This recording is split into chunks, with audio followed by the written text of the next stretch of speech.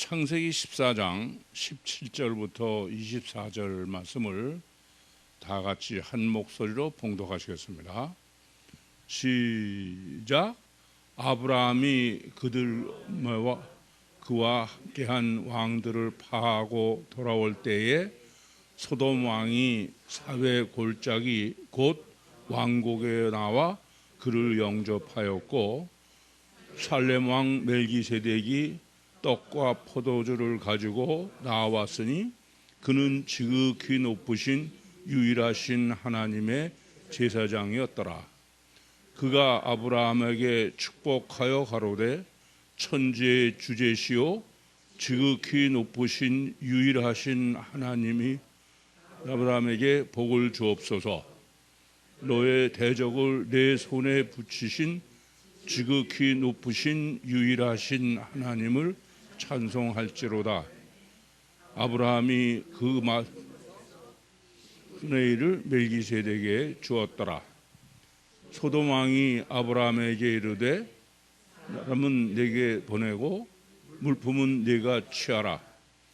아브라함이 소돔 왕에게 이르되, 주제이시오 지극히 높으신 유일하신 하나님 여호와께 내가 손을 들어 맹세하노니 네 말이 내가 할까 하여 내게 속한 것은 무슨 신들매라도 내가 취하지 아니하리라. 오직 소들과 먹은 것과 나와 함께 세스골과 만물에 취할지니 그들이 그 분깃을 취할 것이니라. 아멘. 우선 이 본문은 멜기세덱 제사장의 신학을 정립한 책임 내용입니다. 우선 이 본문이 얼마나 중요하냐? 이것은 멜기세덱 제사장의 신학을 정립한 최초예요.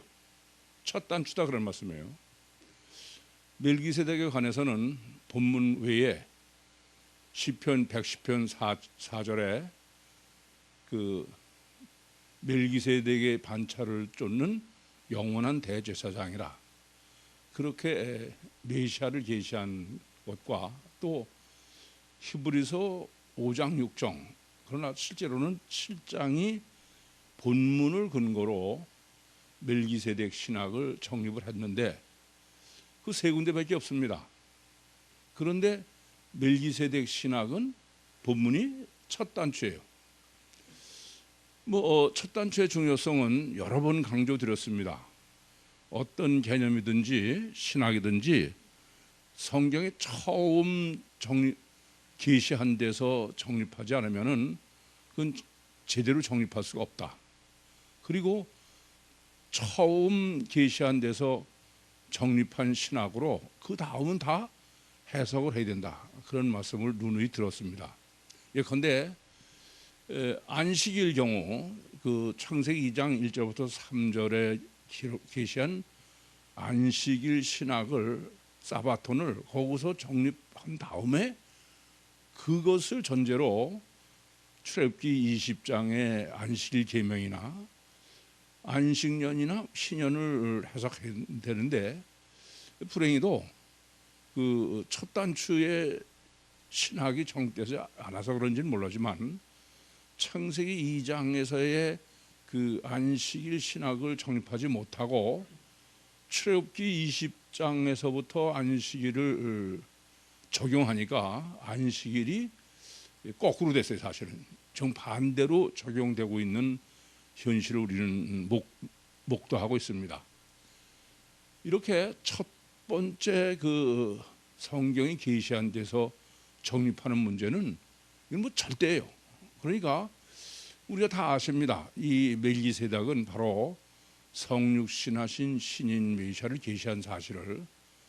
그러니까 이 멜기세덱을 그 본문에서 그 정확하게 정립하지 못하고서 시편 110편이라든지 또는 히브리서 7장에서 멜기세덱을 정립해봐야 물론 그것이 잘못됐다는 얘기는 아니에요. 그러나 그것 가지고는 충분한 멜기세덱 신학을 정립할 수 없을 뿐더러 충분한 멜기세덱 신학을 충분히 정립하지 못한다는 말은 멜기세덱이 곧 예수 그리스도의 예표일진데 예수 그리스도에 대해서도 올바로 정립하지 못하는 것은 당연한 겁니다. 이렇게 보시면은 본문이 우리는 예수 믿는 사람들 아닙니까? 그러니까 예수 그리스도는 요한복음 17장 3절에 기록한 것처럼 유일하신 참 하나님과 그의 보내신 자 예수 그리스도를 아는 것이 영생이다, 구원이다. 그러니까 예수 그리스도를 아는 것은 절대 문제인데 성경에서 가장 이걸 구체적으로 처음으로 계시한 데가 멜기세덱이고 그것이 본문일진데 본문의 중요성은 가히 절대적이다. 그렇게 말씀드려도 과언이 아닙니다. 그래서 우선 본문을 해석하시는 데 있어서 본문이 강조하고 있는 강조법을 염두에 두셔야 본문을 우선 바로 해석할 수 있겠습니다. 방금 말씀드린 것처럼 본문 17절부터 24절까지는 이것은 누가 봐도 이것은 그 멜기세덱 제사장 신학을 계시한 것이죠. 그런데 그냥 멜기세덱을 계시한 게 아니라 소돔 왕과 대비를 이루는 거예요. 이런 의미입니다.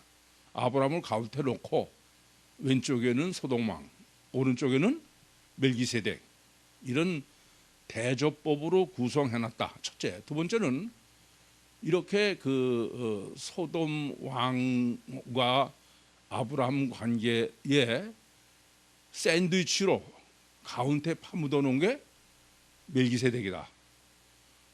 그 본문의 구성을 먼저 생각하셔야 되겠어요. 그러고서 본문을 해석해야 본문에 계시된 대로 바로 해석할 수 있겠습니다. 그러면 제일 먼저는 지금 그 멜기세덱이 이 지금 계시하는 제사장이 계시하는 본론인데 우선은 살렘 왕이라는 거예요. 살렘 왕. 그냥 살렘 왕 그렇게 보시면 안 돼요. 방금도 말씀드렸지만 뭐와 대조예요? 소돔 왕과 대조다. 그렇게 보시고서 해석을 해야 됩니다. 그러니까 일부러 사실은 멜기세덱이지 멜기세덱 왕이 아니에요. 멜기세덱은 사실은 물론 의미는 멜기세덱 말은 자체는 이따가 보겠습니다만 왕이라는 말이 내포되어 있습니다. 그런데 굳이 지금 그 소돔 왕과 살렘 왕을 강조하는 대조법을 썼다. 그 점을 염두에 두셔야 됩니다. 우선 왕이라는 것이 어떤 의미입니까? 왕은 능력의 최고봉이에요. 왕은 그러니까 바실레야 통치하고 이런. 그래서 소돔 왕이나 살렘 왕은 능력의 최고봉이다. 그렇게 두를 지금 대조한다. 그러면 첫 번째는 이 소돔 왕과 살렘 왕을 대조하는 초점이 어디 있을까요? 네? 소돔 왕과 왜 살렘 왕을 대조하냐 이게. 그런 걸 하나씩 읽으면 안 돼. 그건 성경 보는 게 아니야. 소돔 왕은 전쟁의 왕이야. 전쟁. 아시겠어요? 살렘 왕은 평화의 왕이야. 그것 먼저 그것도 생각하셔야 돼. 그냥 살렘 왕 그렇게 하시면 안 돼. 성경 해석은 그렇게 하시는 거 아니야. 하나님은 아무렇게나 단어 쓰는 게 아니에요. 그렇지 않습니까? 그래서 제일 첫 번째 지금 그 소돔 왕과 살렘을 대조시키는 것은 소돔 왕은 전쟁의 왕이다. 또 살렘은 평화의 왕이다. 두 번째는 지금 그 멜기세덱이 아까도 말씀드렸지만 본문은 실제로는 살렘 왕이 아니에요. 멜기세덱이지. 멜기세덱 신학이 목적이다. 그런데 멜기세덱을 이걸 어떤 점을 지금 강조하려고 대조하려고 그러냐? 그걸 올바로 알게 하기 위해서 의도적으로 소돔 왕과 살렘 왕을 대조시킨 거예요. 그래서 방금 말씀드렸듯이 소돔 왕은 전쟁 왕이고 살렘 왕은 평화 왕이다, 그런 말이 되는데, 그럼 이번에는 소돔 왕과 실제로는 멜기세덱을 대조하는 거죠. 아시겠습니까? 근데 멜기세덱이라는 의미가 뭐냐? 멜기세덱도 왕이야. 의무 자체가 무슨 왕이냐면 정의의 왕이에요. 멜기세덱이라는 이름의 의미가 정의의 왕이라는 뜻이다. 아시겠어요? 이제 그러고 소돔 왕하고 대조를 하는 걸 보시면 어떤 대조법인지 알 수 있어요. 소돔 왕은 무슨 왕이에요? 그러니까 멜기세덱과 대조를 이루기 위한 소돔 왕과 대조를 이루기 위한 살렘 왕은, 소돔 왕은 전쟁이라는 강조법이요, 살렘 왕은 평화의 왕이라는 강조법이에요. 그런데 이번에는 소돔 왕과 대조를 이룬 멜기세덱이야. 근데 멜기세덱은 뭐라고요? 정의의 왕이야. 소돔 왕과 정의의 왕이 그럼 뭐가, 정의의 왕이 뭘 대조시키는 거예요? 소돔 왕은 죄의 왕이야, 죄. 이해됩니까? 멜기세덱은 정의의 왕이다 이거예요. 이게 철저하게 지금 그 소돔 왕과 대비를 시켜서 살렘과 멜기세덱을 좀 정립하는 것이 본문이다 그래요. 이해되시죠? 그러면 이와 같이 평화의 왕인 살렘 왕, 또 정의의 왕인 멜기세덱, 이분 그럼 또 소돔 왕과 뭘 대조시키느냐? 소돔 왕은 전쟁의 왕은 정쟁의 왕인데 무슨 전쟁에서 어떻게 됐어요? 패했어. 패전한 거야. 아시겠어요? 근데 지금 아브라함이 승리를 한 것도 누가? 하나님 하셨다는 거야. 그러니까 지금 이런 대조죠. 소돔 왕은 패전의 왕이고 멜기세덱은 승전, 이긴 승전 왕이다. 그걸 대조하고 있다. 그럼 이제 승전 왕이라는 말은 능력이 최고, 이기는 건 능력이니까. 그래서 이렇게 멜기세덱과의 대조론으로, 소돔 왕과 대조론으로 멜기세덱이라는 사람이 어떤 지금 사람이냐, 그 존재성을 기가 막히게 정립해 주는 게 본문이야. 이래요. 지금 소돔 왕도 전쟁의 왕이에요. 그렇죠? 근데 소돔 왕보다 능력이 더 센 게 누구야? 아브람의 아브람. 그렇잖아요. 그러니까 소돔 왕은 그돌라오멜 여러 왕하고 싸워서 패해서 다 뺏긴 사람이고, 아브라함은 쳐들어가서 다 뺏어온고, 그러니까 소돔 왕보다 능력이 더 큰 게 아브라함이다, 그런 얘기예요. 근데 아브라함보다 더 능력이 큰 게 누구예요? 멜기세덱이야. 그 말은 무슨 말이냐면은 멜기세덱은 하나님이다. 아시겠어요? 전능하신 유신이다. 그 논리를 이렇게 소돔 전쟁의 왕, 육적 능력 최고다, 그런 뜻이죠. 그와 대비론으로 전쟁의 왕인 소돔 왕보다 능력이 더 큰 게 아브라함이요. 아브라함의 승전의 근거가 바로 22절에 보시는 것처럼 멜기세덱이다. 그래서 이러한 우선 그 소돔 왕과 아브라함의 그 멜기세덱의 대조법으로 멜기세덱은 하나님이다, 전능하신 하나님 율신이다, 이런 의미를 먼저 규정하고 있다, 그렇게 보셔야 되겠습니다. 두 번째는 이 참 우리는 이제 번역을 달리 했습니다만은 이 본문은 신론을 신학적으로 율신 호칭을 신학적으로 정립하지 못하면은 본문 해석은 전혀 바로 할 수 없어요. 이 본문을 주석이나 이런 데 해놓은 걸 보면은 이 본문은 영 본문하고 다른 해석을 해놓고 있습니다. 그건 왜 그러냐면 율신의 그 신학적 정립이 안 돼 있어 그래. 그래서 본문은 지금 우리 번역으로는 유일하신 참 하나님 그렇게 번역한 게 히브리어로는 간단해요. 그냥 엘입니다. 이것이 전혀 다른 거예요. 그래서 먼저 본문은 하나님 유일신 호칭 신학을 정립하고 있는 게 봅니다. 그렇게 먼저 이해하셔야 되겠습니다. 왜냐? 이래요. 유일신의 일반적인 히브리서 구약의 히브리어에서의 호칭은 엘로힘입니다. 아시죠? 엘로힘은 어떤 거냐면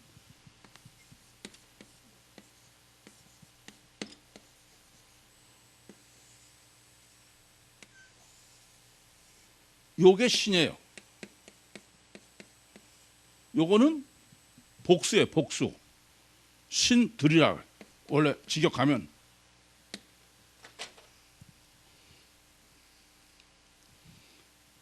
거의 구약의 모든 율신 호칭은 엘로힘입니다.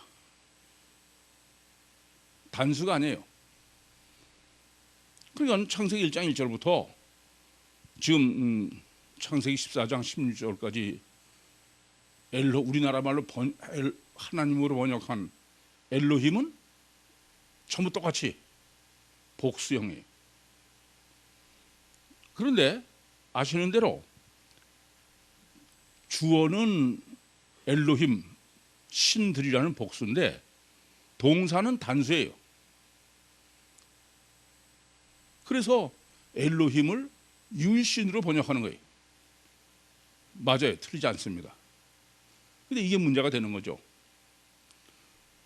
그래서 우선은 똑같이 그러면 엘로힘도 하나님, 우리나라 하나님으로 번역하고 본문에서 엘도 하나님으로 번역해 놓으면 성경 구약에서 어떤 때는 복수인 엘로힘을 쓰고 어떤 때는 단수인 엘을 쓰느냐, 그건 구별할 수 없죠. 전혀 똑같이 하나님으로 번역해 놨으니까. 그래서 우리는 단수로 기록한 엘은 유일하신 하나님 이렇게 번역을 바꾸는 것입니다. 그래서 이게 대단히 중요한 거예요. 왜냐하면은 창세기 1장 1절부터 지금 창세기 14장 오는 동안에 유일신을 단수 엘로 쓴 거는 18절이 처음이에요. 18절, 19절, 20절은 유일하신 하나님으로 번역한 유일하신 하나님을 다 합해봐야 히브리어로는 그냥 엘입니다. 그리고 22절도 엘이에요. 그러니까 조금 전에 말씀드린 대로 하면은 이 엘의 첫 단추죠. 무슨 말씀 이해되십니까? 그래서 이 본문은 유일신 엘 신학을 정립하게 해야만 되게 기록되어 있는 거예요. 그런데 이 지금 유일신 엘을 묘사하는 묘사를 보면은 천지의 지주이신 지극히 높으신 여기 딱 붙어. 그러니까 천지의 주제이신은 지금 19절과 또 22절이지만 18절도 지극히 높으신 또 19절도 지극히 높으신 20절도 지극히 22절도 다 L자에 딱 그렇게 붙어 있어요. 그럼 지극히 높다는 게 무슨 의미예요? 지극히 높다는 거는 가장 높은 데야. 가장 천국이죠. 천국. 이런 표현이에요. 천국에 계신 엘. 아시겠습니까? 그러니까 성경에서 처음부터 시작해가지고 최초로 성부 신학을 정립한 게 본문이에요. 이해되십니까? 엘로힘은 성부 신학이 아니에요, 그냥. 그래서 출애굽기 3장 14절에도 엘로힘이지 엘이 아닙니다. 근데 그때 나는 스스로 있는 자다. 그건 객관적으로 존재한다는 의미예요. 그런 거지 성부 신학을 정립한 게 아니야. 이것만 봐도 이 지금 멜기세덱이 누구고 성육신하신 신인 메시아가 누군지가 분명해지는 겁니다. 왜냐? 최초로 성부 신학을 정립한 게 누구라고요? 멜기세덱이에요. 그런데 멜기세덱 이후에 성부론을 정립한 건 예수님밖에 없어. 주기도문에서도 하늘에 계신 우리 아버지, 마태복음 16장 17절에도 이를 내일게 알게 하니는 혈육이 아니요 하늘에 계신 내 아버지. 이해가 되십니까? 본문에서 성부론을 정립하지 못했기 때문에 성부가 그냥 단어만 있는 거야. 그것을 계시록에서는 천국 보좌에만 계신 거죠. 그것을 저는 부동불변의 진리로 천국 보좌에 계신 것이 성부다. 어쨌든 놀라운 사실은 지금 구약 성경 처음부터 시작해서 최초로 성부론을 정립해 준 게 본문이고, 누가 정립해 줬어요? 멜기세덱이요. 그 후에 성부론을 신학적으로 정립한 건 예수밖에 없다. 이해되십니까? 제가 늘 코끼리라는 강조법을 쓰는데 이런 것을 놓치면 안 되는 거야. 그래서 본문은 이 성부론을 정립하는 의도를 놓칠까 봐 3자가 뭐라고요? 신의 강조법이라고 했어요. 이게 지금 멜기세덱이 3번을 하는 거야. 18절에 지극히 높으신 유일하신 엘, 19절에 또 지극히 높으신 엘, 20절에 지극히 높으신 엘. 무슨 말씀이냐면은 완전한 성부론이다는 뜻이죠. 완전한 성부론. 천국에만 계신 성부론. 여기서 정립해야 예수님이 성부론을 말씀하신 게 본문에서 정립한 걸 가지고 봐야 되는 거예요, 기준이. 본문에서 정립한 걸 가지고 계시록에서의 천국 보좌를 봐야 되는 거예요. 이게 절대로 중요하죠. 아니, 성부론이 정립 안 되고선 신론은 그건 아예 정립 하나 많아요. 안 그렇습니까? 삼일체 하나님의 근본인데 여기서 성부론을 정립하지 못했기 때문에 유대교고 개신교고 무슨 회교고 간에 엘로힘, 객관적으로 존재하는 엘로힘만 알지 성부론을 모르는 거예요. 성부신학은 뿐만 아니라 지금 이렇게 멜기세덱에 의해서 성부론을 정립했어요. 그런데 이제 22절을 보시면은 22절은 지금 20절까지 본문의 배경을 보시면 20절까지는 멜기세덱이 있었던 거예요. 그리고 21절 이후는 멜기세덱은 지금 앞에 없는 겁니다. 그걸 아시고선 22절을 아셔야 돼. 지금 그 소돔 왕이 아브라함한테 뭐 물품 네가 가져라. 그러니까 22절 아브라함이 하는 얘기입니다. 아브라함이 소돔 왕에게 이르되 천지의 주제이시오 지극히 높으신 유일하신 하나님 여호와. 이 히브리 원어는 지극히 높으신 엘 여호와예요. 엘 여호와. 아시겠습니까? 그러니까 지금 앞에서 사라진 멜기세덱을 아브라함은 누구로 보냐? 유일하신 하나님이야. 강림하신 하나님이다 이겁니다. 그걸 여호와로 표현한 거야. 그러니까 지금 그 18절부터 20절 그리고 22절에서 정립해진 이제 첫 번째는 아까도 말씀드렸지만 본문은 신론에 있어서는 성부론을 정립한 첫 단추다. 두 번째는 삼위일체를 정립한 첫 단추예요. 왜냐? 지금까지 성부론 L을 정립한 건 말씀드렸죠? 근데 22절은 뭐냐면은 그 L이 강림한 거예요. 그게 여호와다 이겁니다. 그러니까 강림하신 여호와.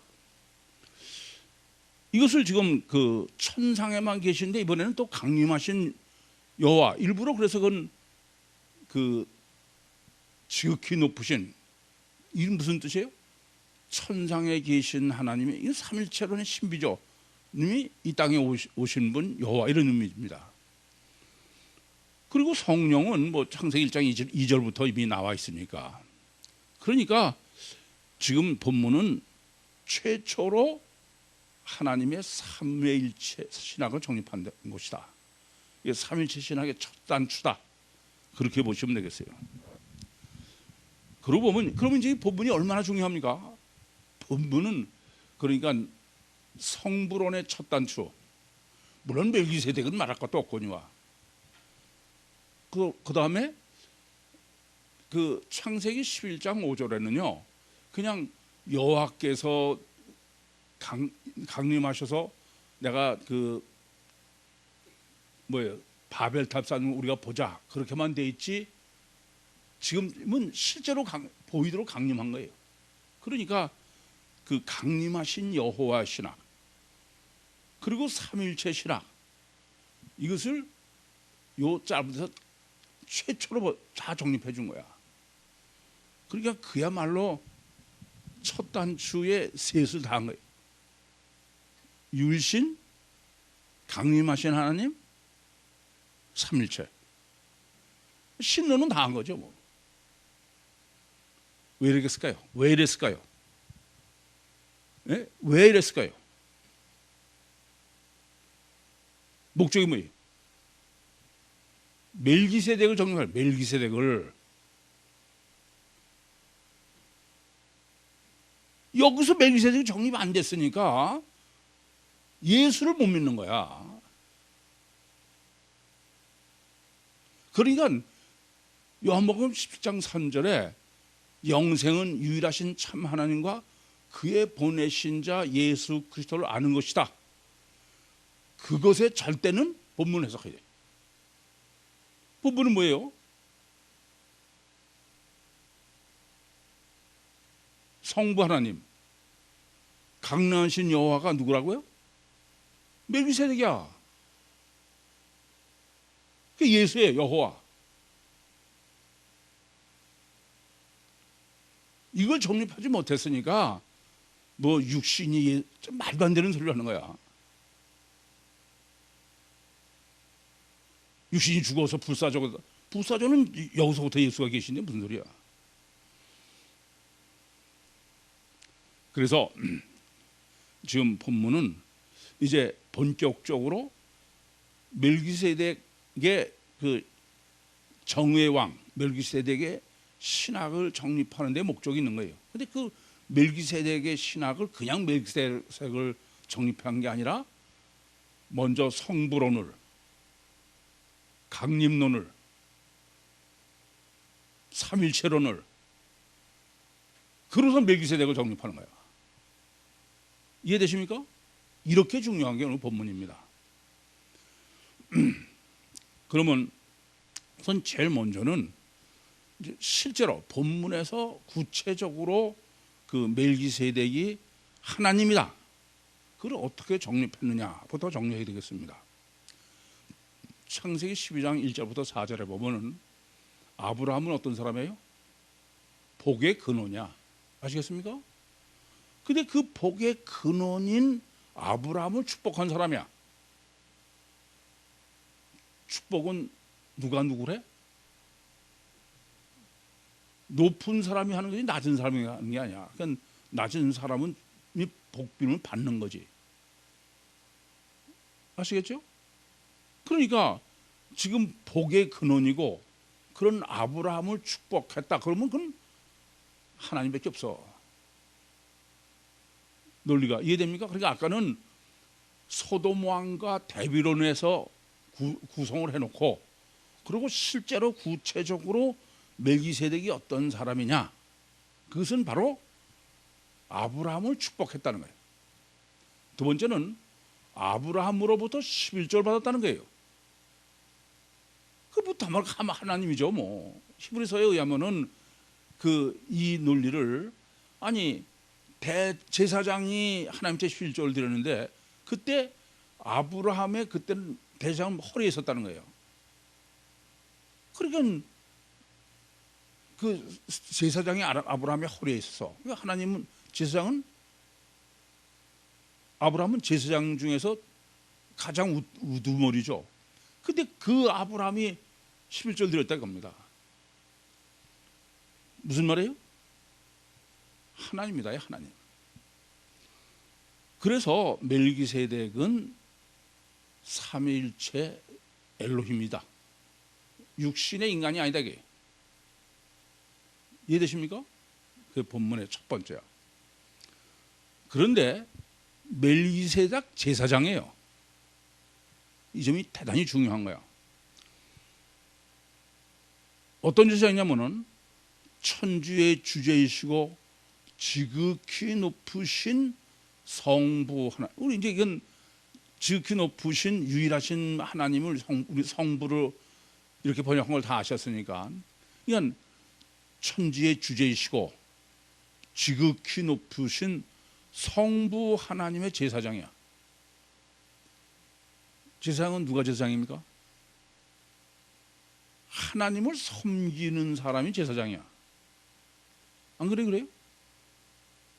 그러니까 멜기세덱은 삼위일체 하나님이면서 동시에 성부 하나님을 섬기는 제사장이야. 이해되십니까? 이걸 잊지 마셔야 돼. 멜기세덱은 삼위일체 엘로힘이면서 동시에 성부 하나님의 제사장이다. 인간 제사장이 아니죠. 하나님이면서 제사장이다 이겁니다. 그러면 이와 같이 하나님이면서 하나님을 섬긴다 그런 얘기죠. 그러니까 하나님이면서 성부 하나님을 섬기는 하나님이다 이거예요. 무슨 말이에요? 성자라는 거예요. 성자. 논리가 아주 기가 막혀요. 그냥 우리는 대뜸 그냥 성부 하나님 독생하신 외아들 예수 이러니까 참 답답한 얘기야. 그래서 22절은 그래서 이렇게 얘기하는 거야. 천지의 주제이시오 지극히 높으신 성부 하나님이 여호와는 뭐예요? 강림하셨다. 그 강림하신 분이 누구다? 멜기세덱이래. 근데 그 멜기세덱이 누구다? 성부 하나님의 제사장이다. 아시겠어요? 그게 바로 성자 엘로힘이다 이런 얘기입니다. 이게 논리가 아주 제가 보면 아주 완벽해. 이 완벽하게 예수 그리스도를 먼저 성자론을 정립하고 난 다음에 성육신한 예수를 따져야 되는 거예요. 여기서 정립하지 못했으니까. 그러니까 다시 말씀드리면 지금 그 살렘한 멜기세덱은 어떤 분이냐? 천지의 주제시오, 지극히 높으신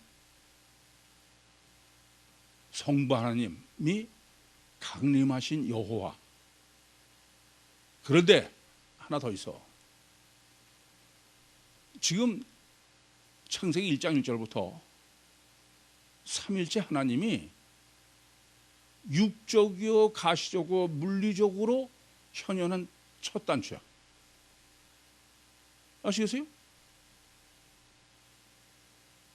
우리는 창세기 2장에 하나님이 아담에게 네가 동산 각종 나무의 실과를 임의로 먹되 선악을 알게 나무의 실과는 먹지 마라.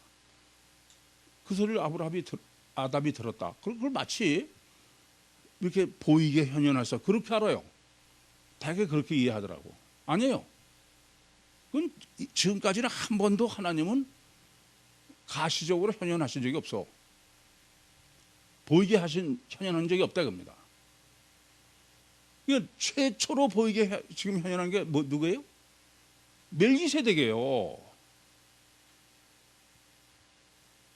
그게 바로 요한복음 1장 18절에 본래 하나님을 본 사람이 없으되 아버지 품속에 독생하신 예수 그리스도가 나타나셨다.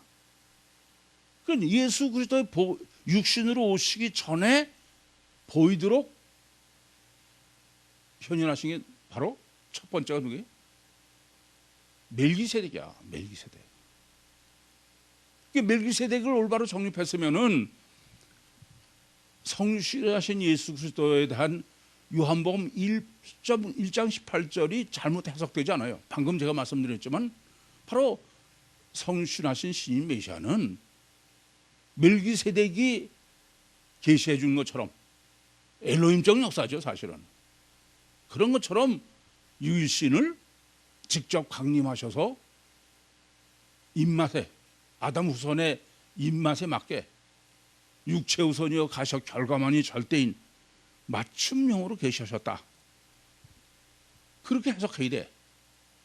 그런데 무슨 우리 죄를 위해서 오신 육신이 하나님이다 이런 어처구니없는 해석을 하는 것은 근본적으로 지금 창세기 14장에서 멜기세덱의 신학이 정립되지 않아서 그렇다. 그렇게밖에 말씀드릴 수가 없습니다. 그래서 지금 이 멜기세덱은 지금까지 정립해드린 대로는 불가시의 영신 하나님이에요. 전혀 보이지 않는 하나님이 지금 육적이요 물리적이요 가시적으로 실체로 현현하신 거야. 뭐나 마찬가지냐면 부활하신 예수님은 영이니까 전혀 보이지 않는 분인데 그분이 바로 시공을 초월해서 물리적으로 가시적으로 육적으로 계시지 않았습니까? 그거랑 똑같은 거야. 이렇게 지금 그 멜기세덱이 계시를 하셨는데 성육신하신 신인 메시아의 예표입니다. 그래서 어느 정도로 실제냐? 제 편으로 영의 실체죠. 왜냐하면 떡과 포도주를 아브라함에게 줬어요. 떡은 생명이고 포도주는 기쁨이요 축복이겠죠. 그러니까 실제로 물질을 준 거예요. 그런데 그게 허구입니까? 아니 예수님도 부활하신 예수님 벽을 투과하셔가지고선 옆구리와 손짝을 보이시고 숨을 내쉬시며 성령을 받아라. 그게 허구의 의미예요? 그게 추상적인 거예요? 완전한 맞춤형이죠. 또 아브라함에게 축복을 했어. 말을 했다 겁니다. 그러니까 떡과 포도주를 주고 예수님도 보여주시고 그리고 숨을 쉬고 말씀을 하셨잖아요. 그뿐 아니에요. 10분의 1 받았어. 아니 부활하신 예수님이 요한복음 21장에 제자들과 같이 음식 드셨잖아요. 완전히 실체다 이겁니다. 제 표현으로는 물리적 실체다 이게요. 영이 실체다 이겁니다.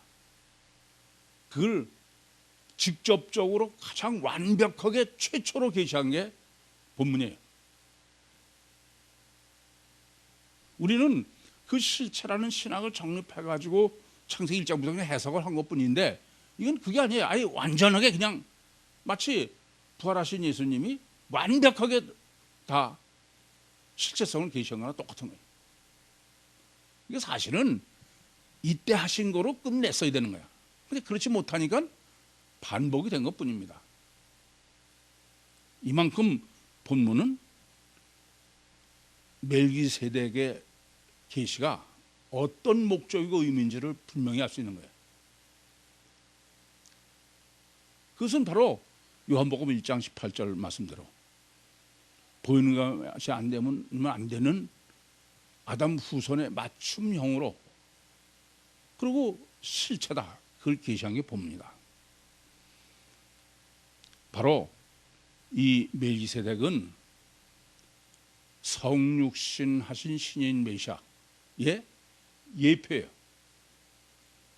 최초, 첫 단추야. 그걸 완벽하게 하신 거예요. 그래서 여기서 이걸 정립하지 못하니까는 이후에 성육신하신 신인 하실 신인 메시아를 미리 뭐 그래도 안 믿으니까 그분이 도대체 성신하신 분이 어떤 분이냐?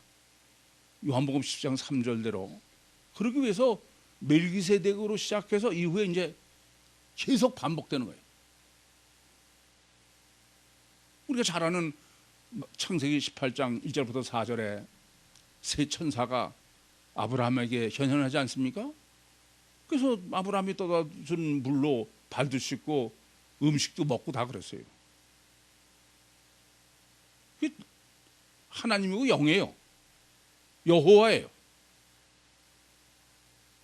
성육신 하신 신인 메시아를 계시하신 건 미리 실체다. 하나님이다.